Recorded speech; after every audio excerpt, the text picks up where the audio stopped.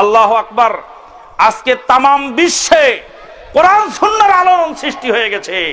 Cypress থেকে phone আসছে, phone আসছে টেক্সাস থেকে, ফোন আসছে ইটালি থেকে, ফোন আসছে গ্রিস থেকে, ফোন আসছে জার্মান থেকে, ফোন আসতেছে আপনার জাপান থেকে, ফোন আসতেছে বুলগেরিয়া থেকে। রাত 4টার সময় বুলগেরিয়া থেকে ভাই ফোন করে বলছে, ভাই আপনাদের বক্তব্য পিস টিভিতে শুনে আমাদের মেজাজ চেঞ্জ হয়ে গেছে। তামাম বিশ্বে লক্ষ লক্ষ যুবক যখন চেঞ্জ হচ্ছে, তখন মুফতি সাহেবরা বলছে পিস টিভি হলো ইহুদি নাসারার দালাল। ডাক্তার জাকির নায়েককে দিয়ে আল্লাহ পাক কাজ করে নিচ্ছেন। আল্লাহ পাক মুর্দা সুলাইমান আলাইহিস সালামকে দিয়ে বাইতুল মাকদাস বানিয়ে নিলেন। জিন্দা মুসলমান যখন রড সিমেন্ট চুরি করে খায়, কাজ ঠিক মতো করে না, তখন মুর্দা নবীকে পাহারাদার বানিয়ে আল্লাহ বাইতুল মাকদাসের কাজ করে নিলেন। আল্লাহর দ্বীনের কাজ আল্লাহ ডাক্তারকে দিয়েও করে নিচ্ছেন, বলেন আলহামদুলিল্লাহ। বিয়েতে দেনমোহর পরিশোধ, বিয়েতে দেনমোহর পরিশোধ করাটা জরুরি। কেউ যদি পরিশোধ না করতে পারে তো সাময়িকভাবে বাকি রাখা যায়। দলিল হলো বুখারীর হাদিস, রাসূলুল্লাহ সাল্লাল্লাহু আলাইহি ওয়াসাল্লাম যাকে বিয়ে পড়িয়ে দিলেন কোরআন শিক্ষার বিনিময়ে, বললেন যে বিয়েটা পড়ায় দিলাম, কোরআনটা পরে শিখাই দিও। নাকি বললেন যে কোরআনটা শিখায় তারপর বিয়েটা পড়াই? বিয়েটা তো হয়ে গেল আগে, নাকি কোরআন শিখানো কি হয়েছিল না বাকি ছিল? ওখান থেকে ইমাম বুখারী বলছেন মেহরানা বাকি রাখাও যেতে পারে। অশ্লীলতা ও বেহায়াপনা সম্পর্কে কিছু বলার আহ্বান জানাচ্ছি। অশ্লীলতা বেহায়াপনা এগুলি যা চলছে, এগুলি তো আপনাদের জানা। আওয়াজ করে আমিন বলা, বারবার নামাজে হাত উঠানো, এ বিষয়ে জানতে চাই। রাসূলুল্লাহ সাল্লাল্লাহু আলাইহি ওয়াসাল্লামের মসজিদে আওয়াজ করে আমিন বলা হতো, হাত্তা ইয়ারতাজ্জাল মসজিদা, মসজিদ কেঁপে উঠতো, গুঞ্জরণ হয়ে উঠত। আমিন আওয়াজ করে বলার দলিল বিদ্যমান। 4 জায়গায় হাত উঠানোর প্রমাণ বুখারীর হাদিসে আসছে। হাত উঠানোর প্রমাণ নিষেধ করা হচ্ছে মুসলিম শরীফের যে হাদিস দিয়ে, ওই হাদিসের আগের অংশ বলা হয়নি, আজকে খুতবার মধ্যেও বললাম। রাসূলুল্লাহ সাল্লাল্লাহু আলাইহি ওয়াসাল্লামের সাহাবী জাবের বিন সামুরা রাদিয়াল্লাহু তাআলা বলেন, আল্লাহর নবীর জামানায় সালাম ফিরানোর সময় আমরা ডানে বামে হাত তুলতাম, আসসালামু আলাইকুম রাহমাতুল্লাহ, আসসালামু আলাইকুম রাহমাতুল্লাহ। রাসূলুল্লাহ সাল্লাল্লাহু আলাইহি ওয়াসাল্লাম মানা করলেন আর বললেন, তোমরা দুষ্ট ঘোড়ার লেজের মতো হাত তুলছো কেন? তাহলে কোথায় কোন হাত তোলা নিষেধ করলেন আর কোথায় নিয়ে লাগালাম? শেখ সাদী জন্ম কবে? শেখ সাদীর জন্ম কবে ওটা আল্লাহ আমাকে জানতে বলেননি, রাসূলুল্লাহ সাল্লাল্লাহু আলাইহি ওয়াসাল্লাম জানতে বলেন। তবে শেখ সাদী রহমাতুল্লাহ আলাইহির জন্ম অনেক পরে। সাহাবায়ে কেরাম, তাবেঈন ইজাম তাদের অনেক পরে। কারো জানা থাকলে বলে দিন। অনেক ইমাম নামাজের সময় কি করে? নাক ঝেড়ে দাঁড়ায়, আবার পায়ের সাথে পা মিলিয়ে দাঁড়ান, ফাঁক করে দাঁড়ান, আবার আপনারা পায়ের সাথে পা মিলিয়ে দাঁড়ান। আমরা পায়ের সাথে পা মিলিয়ে দাঁড়াই। রাসূলুল্লাহ সাল্লাল্লাহু আলাইহি ওয়াসাল্লাম বলছে ইস্তাওয়া তারাসসু, তারাসসু মানে মিলে যাও। রাস্সা ইয়ারুসসু হল বলা হয় যে সীসা ঢালা প্রাচীরকে, সীসা ঢালা প্রাচীরের মতো মিলে যাও, মাঝখানে ফাঁকা রাখলে শয়তান ঢোকে। আজকে মুসলমানরা নামাজের মধ্যে মাঝখানে ফাঁকা রাখে দেখে এক মুসলমানের সাথে আরেক মুসলমানের মিল নাই। আল্লাহর ঘর মসজিদে এসেও একে অপরকে মেনে নিতে পারে না, সেখানেও ছোট বড় ভেদাভেদ করে। একটা ছেলে কত টাকা উপার্জন করলে তার বিবাহ সম্পন্ন হয়? ওই যে হাদিস শুনলেন না, সে সাহাবীর কাছে কিছুই ছিল না, লোহার আংটিও ছিল না, মোহর দেওয়ার কোনো টাকাও নেই, কোরআন শিক্ষার বিনিময়ে বিবাহ দেওয়া হলো। নাভির নিচে হাত বাঁধা সহিহ না জয়ীফ? নাভির নিচে হাত বাঁধার দলিল দুর্বল, বুকের উপর হাত বাঁধার দলিল সবল। সহিহ ইবনে খুজাইমায় আছে এবং বুখারীতে আছে। জমিনের বিনিময়ে অতিরিক্ত জমিন নেওয়া জায়েজ আছে কিনা?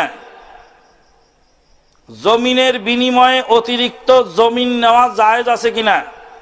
জমিনের বিনিময়ে অতিরিক্ত জমিন নেবেন না, জমিন বিক্রি করে দিয়ে জমিন কিনবেন।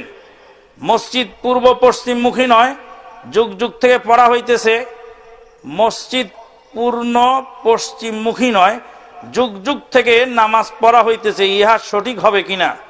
মসজিদ যদি একটু 19-20 হয় তাতে কোনো সমস্যা নেই, কারণ ফাওয়াল্লি ওয়াজহাকা শাতরাল মসজিদিল হারাম, মসজিদের হারামের দিকে। এখন আপনি যদি তীর নিক্ষেপ করেন, তাহলে এই মসজিদটা যদি কাবা ঘর বরাবর হয়, তার ওই 10 হাত দূরে যে মসজিদটা আছে, ওই মসজিদ তো কাবা ঘরের আর সাইড দিকেছে। এটা কি মেজারমেন্ট করা মানুষের পক্ষে সম্ভব? অতএব কিছু কম বেশ হতে পারে। নাম পরিবর্তন করে আল্লাহকে খোদা, কোরআনকে শরীফ, বিসমিল্লাহর স্তরে 786, সালাতের বদলে নামাজ, সিয়ামের বদলে রোজা ইত্যাদি বলা যাবে কিনা? নাম পরিবর্তন করে আল্লাহকে খোদা বলা যাবে না, এটা চরম অপরাধ। কারণ খোদা শব্দের অর্থ হলো স্বয়ংভূ, স্বয়ং আগমনকারী। আল্লাহ কি স্বয়ং আগমন করেছেন? আল্লাহ আগমন করার আগে কে ছিলেন? ওয়াল আউয়ালু লাইসা ক্বাবলাহু শাইউন ওয়াল আখিরু লাইসা বাদাহু শাই। বিসমিল্লাহ এর স্থলে 786, এগুলো হলো ইহুদি নাসারার তৈরি করা শখ। ইহুদি নাসারা আমাদেরকে এগুলি শিখিয়েছে। সালাতের বদলে নামাজ বলা, সিয়ামের বদলে রোজা বলা, এগুলি ঠিক নয়। তবে উপরেরগুলি যেমন মারাত্মক, এটা তেমন মারাত্মক নয়। বিদাতি অনুষ্ঠানে মিষ্টি জিলাপি খাওয়া যাবে কি? জি না, খাবেন না। জন্মবার্ষিকী, মৃত্যুবার্ষিকী, বিভিন্ন দিবস পালন করা ইসলামী শরীয়তে জায়েজ আছে কি? জি না, জায়েজ নাই। 365 দিনে হয় বছর। আল্লাহ রাসূল সাল্লাল্লাহু আলাইহি ইন্তেকালের সময় লক্ষাধিক সাহাবী আল্লাহ নবী রেখে গেলেন। প্রত্যেক দিন যদি একজন সাহাবীর জন্মবার্ষিকী আর মৃত্যুবার্ষিকী পালন করেন, তাহলে আপনাকে কতবার আবার জিন্দা হতে হবে সাহাবীদের জন্মবার্ষিকী মৃত্যুবার্ষিকী পালন করে শেষ করতে? দরুদ আর মিলাদের পার্থক্য আছে কি? অবশ্যই পার্থক্য আছে। মিলাদ হলো বিদআতি অনুষ্ঠান, আর দরুদ হলো রাসূলুল্লাহ সাল্লাল্লাহু আলাইহি ওয়াসাল্লামের শিখানো সুন্নতি পদ্ধতি, নেকির উপায়। বালাগালুলা বে কামালিহি কি দরুদ? জি না, এটা দরুদ না, এটা শেখ সাদী রহমাতুল্লাহ কবিতা। যদি না হয় তাহলে হাদিস মতে কোন দরুদ পড়ব, কোন দরুদ পড়বেন, সে দরুদ সাহাবায়ে কেরামগণ জিজ্ঞেস করেছিলেন, রাসূলুল্লাহ সাল্লাল্লাহু আলাইহি ওয়াসাল্লাম শিখিয়েছিলেন, যেটা সালাতের মধ্যে পড়া হয় দরুদ ইব্রাহিম। দরুদ কি দাঁড়িয়ে পড়তে হবে? জি না, দরুদ দাঁড়িয়ে পড়তে হবে মর্মে কোনো দলিল আমাদের নেই। প্রচলিত মিলাদুন নবী পালন করা, মিলাদ, ঈদে মিলাদুন নবী রাসূলুল্লাহ সাল্লাল্লাহু আলাইহি ওয়াসাল্লামের ইন্তেকালের প্রায় 600 বছর পরে আবিষ্কার করা হয়েছে। মিলাদ, কিয়াম, শবে বরাত, শবে মেরাজ, রাত জেগে ইবাদত করা, এগুলি সম্পূর্ণ বেদাত।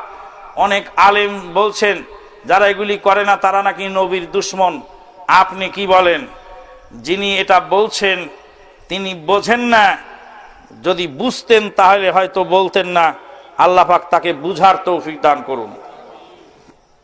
বেদাতি ইমামকে ত্যাগ করে একাকী সালাত আদায় করা উত্তম হবে কি? একজন মানুষকে যতক্ষণ পর্যন্ত মুসলিম বলা যায় ততক্ষণ পর্যন্ত তার পিছনে ইক্তেদা করা বৈধ। যদি ইসলাম থেকে সে খারিজ হয়ে যায়, এমন বেদাত করে যে বেদাতের কারণে জেনে বুঝে তাহলে ইসলাম থেকে খারিজ হয়ে যায়, তখন তার পিছনে ইক্তেদা চলবে না। বেদাতির কোনো দোয়া কবুল হয় না, তাই আমার সালাত নষ্ট হবে কি? কত ইমামের সালাত নষ্ট হবে, কিন্তু আপনার সালাত হয়ে যাবে। ইমামের সালাতের সাথে আপনার সালাত রিলেটেড নয়। ফরজ সালাতের পর কবরস্থানে গিয়ে সম্মিলিতভাবে জানাজার সালাতের পরে সম্মিলিত মুনাজাত দেওয়া কি শরীয়ত সম্মত? জিনা, এগুলি জঘন্য বেদাত। অনেকে বলছে পাঞ্জাবি হলো সুন্নতি পোশাক, আবার কেউ বলছে পাঞ্জাবি বেদাতীদের সাদৃশ্য, তাই শার্ট পরা ভালো। শরীয়তে সুন্নতি পোশাক বলে কিছু আছে কি? জিনা, শরীয়ত পোশাকের ব্যাপারে কিছু নিষেধাজ্ঞা দিয়ে দিয়েছে। তার মধ্যে একটা হলো ইহুদি নাসারার পোশাকের সাথে অমুসলিমদের ধর্মীয় পোশাকের সাথে সাদৃশ্য যেন না হয়, পুরুষ যেন মহিলার পোশাকের সাদৃশ্য না হয়, পোশাক যেন অহংকার বিবর্জিত হয়, পুরুষের পোশাক যেন রেশমি কাপড়ের না হয়, পুরুষের কাপড় যেন টাকনার নিচে না যায়, আর নারীদের পোশাক যেন টাকনার উপরে না হয়। নারীরা পুরুষের পোশাক না পরে, পুরুষরা নারীর পোশাক না পরে। পুরুষেরা স্বর্ণ পরবে না, নারীরা স্বর্ণ পরতে পারবে।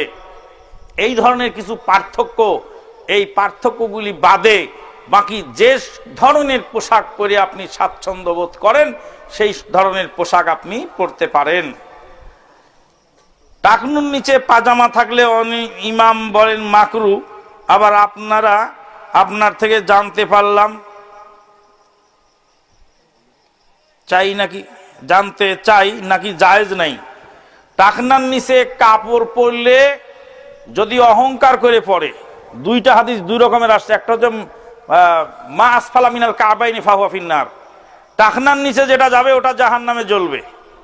আর একটা হাদিস আছে মান জাররা সাওবাহু খুয়ালা, যে ব্যক্তি অহংকার ভরে টাকনার নিচে কাপড় বলে, অহংকার নিয়ে যদি টাকনার নিচে কাপড় পরে তাহলে আল্লাহ তার সাথে কথা বলবেন না, তার দিকে তাকাবেন না এবং তাকে পবিত্র করবেন না। তিনটা শাস্তি তার জন্য। আব্দুল কাদের জিলানী রহমাতুল্লাহর নামে যেগুলি বলা হয়, যেমন চাঁদের 11 তারিখ সিন্নি করা, অলি সর্দার মায়ের পেট থেকে 18 পারা কোরআন মুখস্থ করা, মায়ের পেট থেকে বাঘের আকৃতিতে এসে ভণ্ড ফকিরকে তাড়ালেন, সব অলির নাম নাকি ওনার পায়ের তালুতে লেখা ছিল। উনি নাকি কবরের ফেরেশতাদেরকে বেঁধে রেখেছিলেন সালাম না দেওয়ার কারণে। আচ্ছা, কবরের ফেরেশতাকে তো বেঁধে রাখলো, দেখলো কেনা? আউযু বিল্লাহ, আস্তাগফিরুল্লাহ। নবী সাল্লাল্লাহু আলাইহি ওয়াসাল্লাম 40 বছর বয়সে নবুয়ত পেলেন, তখন সে নবী সাল্লাল্লাহু আলাইহি ওয়াসাল্লামকে বলা, ইকরা বিসমি রাব্বিকাল্লাযী খালাক। আল্লাহ নবী বলেন, মা আনা বিকারিন, আমি পড়তে জানি না। 40 বছর বয়সের নবী পড়তে জানেন না। আর আব্দুল কাদের জিলানী রহমাতুল্লাহ মায়ের পেটে 18 পারা মুখস্থ করে আসলেন।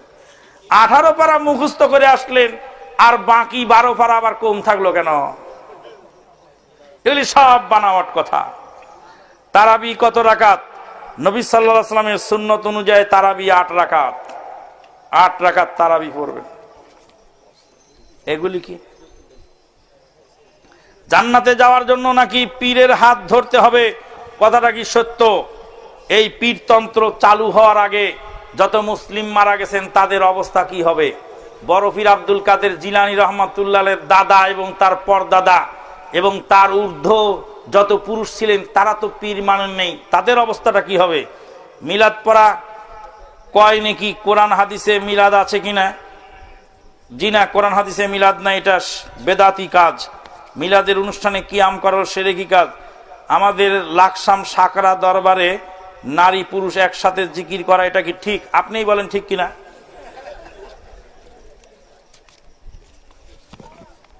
লাকসাম অশ্বতলা ভূতা বাবার মাজারে মানুষ টাকা দেয় ও সেজদা করে, এটা ঠিক কিনা? আল্লাহু আকবার, আস্তাগফিরুল্লাহ, নাউযুবিল্লাহ মিন যালিক, আস্তাগফিরুল্লাহ, আস্তাগফিরুল্লাহ। আল্লাহ হেফাজত করো। মসজিদে দেওয়া উত্তম নাকি মাজারে দেওয়া গরিব অসহায়কে দেওয়া উত্তম? গরিব অসহায়কে দেওয়া সবচেয়ে বেশি জরুরি, তারপরে মসজিদে দিবেন। রাসূলুল্লাহ সাল্লাল্লাহু আলাইহি ওয়াসাল্লামের মসজিদ ছিল কাঁচা, মুসল্লিদের ঈমান ছিল পাকা। মসজিদ পাকা করা জরুরি নয়, মানুষ না খেয়ে মরছে তাদেরকে আগে দিতে হবে। মসজিদ কাঁচা থাকলেও চলবে, ইবাদতটা যদি পাকা হয় ওটাই যথেষ্ট।